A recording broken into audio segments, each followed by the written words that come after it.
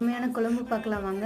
இதுக்கு கடாயில் கொஞ்சமாக எண்ணெய் சேர்த்திட்டு 2 பெரிய வெங்காயம் 6 பல் பூண்டு சேர்த்திக்கலாம்.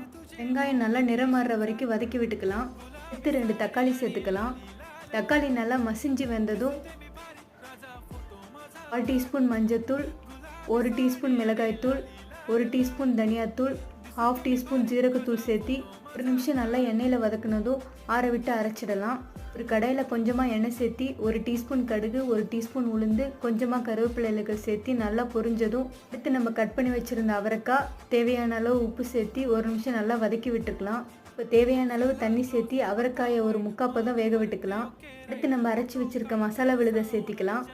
நம்ம கன்சிஸ்டன்சிக்கு ஏற்ற மாதிரி தண்ணி சேர்த்து 7லேருந்து 8 நிமிஷம் மூடி வச்சு வேக வச்சுக்கலாம். அவ்வளோதாங்க, பேச்சுலர்ஸ் கூட ஈஸியாக செய்யக்கூடிய இந்த இன்ஸ்டண்ட்டான அவரைக்காய் குழம்பு ரெடிங்க. இந்த வீடியோ உங்களுக்கு யூஸ்ஃபுல்லாக இருந்ததுன்னா எங்கள் சேனலை சப்ஸ்கிரைப் பண்ணிக்கோங்க.